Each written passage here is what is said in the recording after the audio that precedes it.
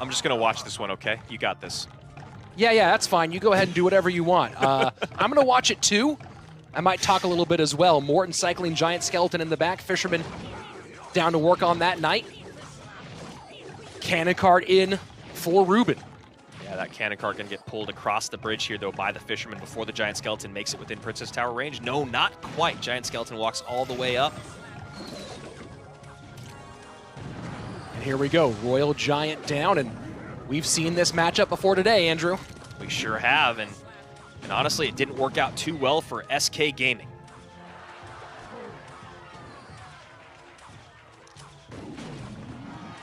Sam had a really, really difficult time getting that Royal Giant on the tower. And missed a couple of mortar pickups as well, so very curious to see what he does in this situation. Again, has to make sure he has the proper counters for the graveyard when it comes in on top of that. And you saw that right there, even from Morten. That's a slight misplay from him. That bar barrel coming out a second early, not taking off all three of those Spear Goblins, allowing only one hit instead of two. It's not that big of a deal, but it is something that is a bit uncharacteristic from Morten. Bar barrel in on the Giant Skeleton. Cannon cart trying to get through, but that Fisherman will keep it off its wheels. And that's a good Royal Giant. Yeah, this is one of the things you talked about in the matchup that didn't really work out for Samrich, is using that Royal Giant to get on top of that mortar. And this time he does exactly that. Gets a couple shots out of it. Yeah, two big-time shots. 1867 on the right-hand side on Ruben's lower tower.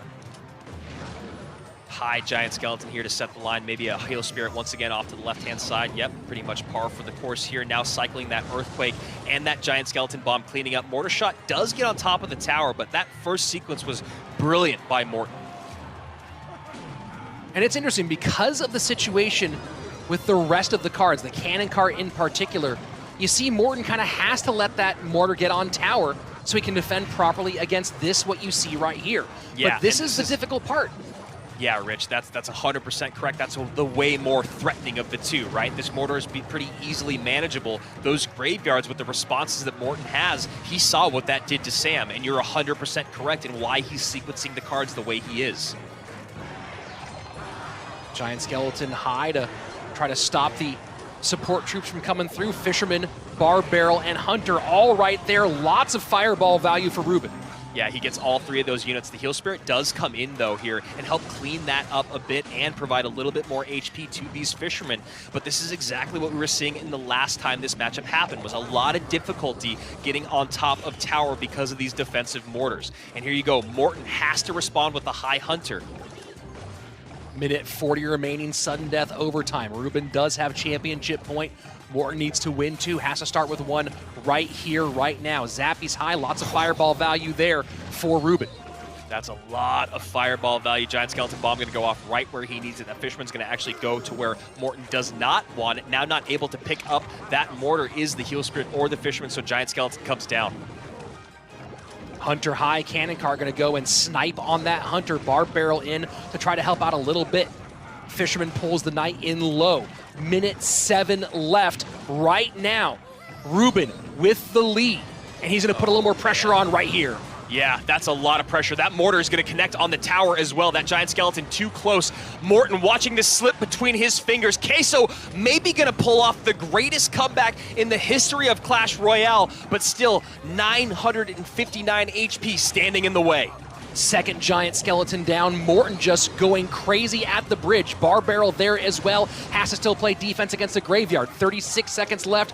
Giant Skeleton deep in enemy territory. Not going to get away from that cannon cart. And here you go, Royal Giant. This might be the last opportunity for Morten to keep SK Gaming alive.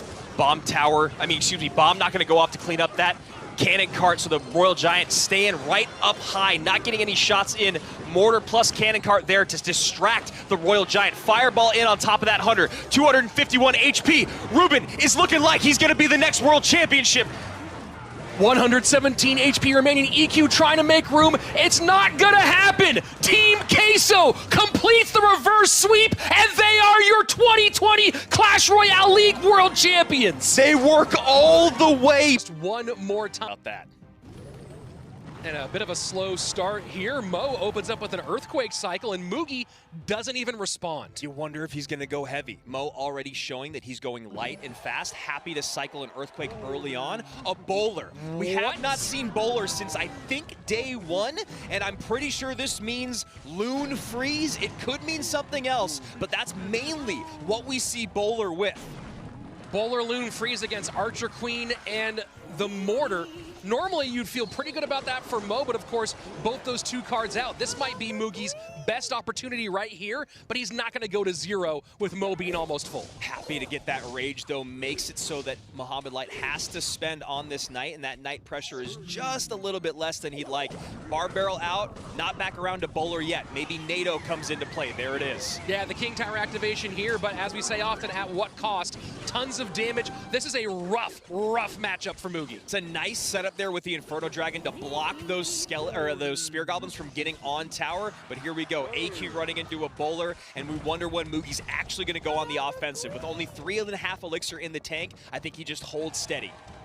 Spear Goblins, Archer Queen, Mortar. All three good responses to that Loon, not to mention delivery, certainly also valuable. Yeah, that is a great setup there. You have the Spear Goblins to bait out a spell, or the NATO. You have the AQ with the ability, the Mortar to reset, and of course that delivery to drop on top. So here we go. The first Loon send is in. Mohamed Light was waiting for it. Tanked at the bridge, so the Princess Tower's on top of the balloon. But that means the Lumberjack's getting tanked for it. Yeah, that Mortar not doing what he wanted, and the freeze comes in. Oh my word! And look at Mohamed Light. You can see him freaking out. Oh no! Tower down. Mohamed Light in trouble. 45 seconds left, Rich, and that might be the championship. That's it. There is no way that he breaks through this, but he is hoping, praying for a chance. But that was just an exquisite send. That Lumberjack did so much work, and Mohamed Light can see the writing on the wall.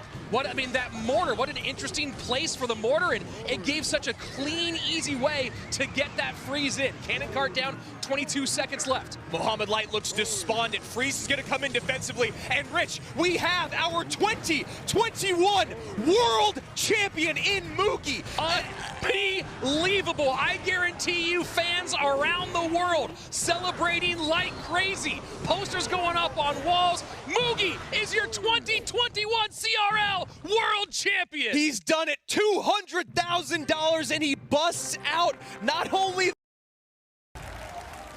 And a big smile there from Mo to kick things off. Royal Ghost down. Ewiz in response. Very similar looks so far. And just slow playing here. No one wants to overcommit. We've seen that a couple times this weekend when a lot is on the line. Players lose their cool, and right now Morten and Mo just going, let's just cycle in the back for a minute here, guys. Let's slow play into this. This is only game number 1 of 3.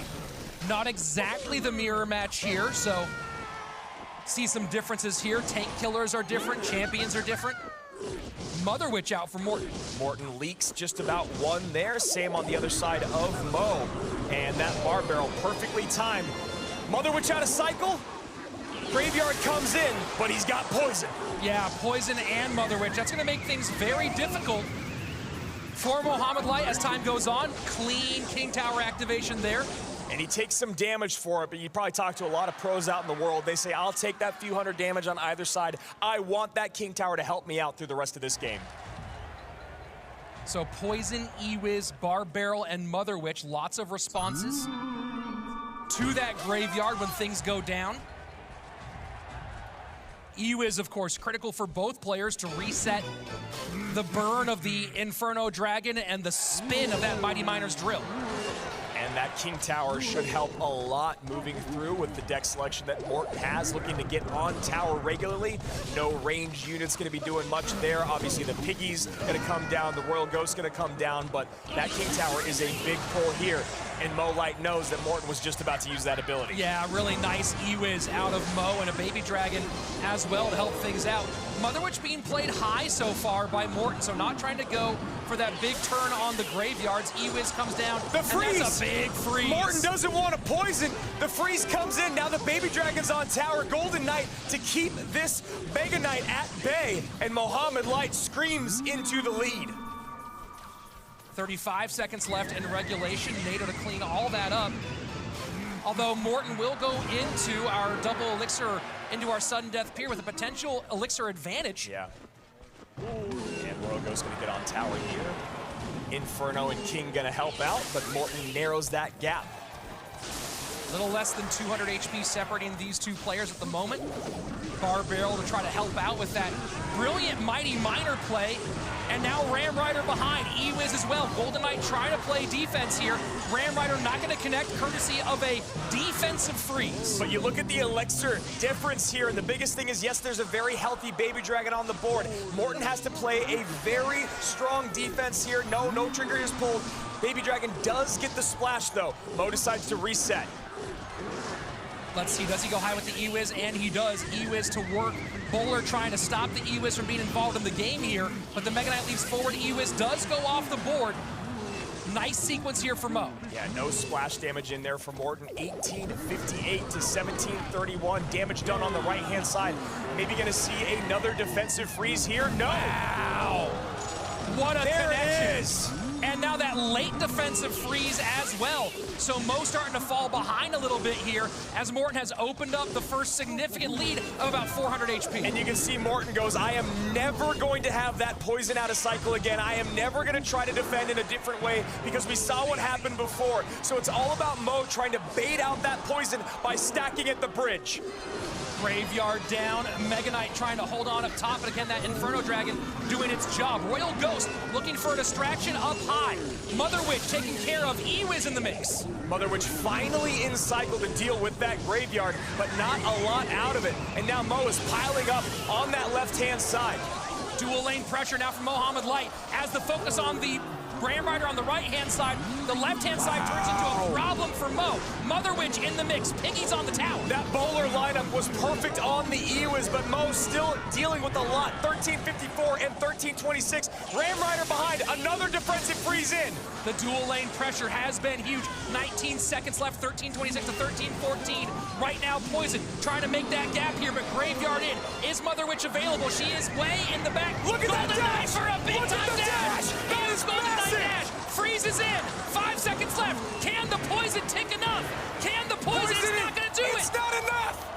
It's not enough. Mo takes game #1, and he's now 1 away from being.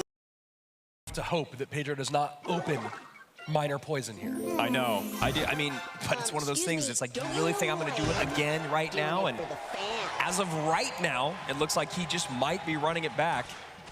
And then we'll see if Mugi takes a page here out of Juicy's book and goes for something heavy, goes for something with lightning. Fisherman, not a bad sign of that. And this little Prince is going to get picked up and reset by the Fisherman. Mugi splits his goblins in the back.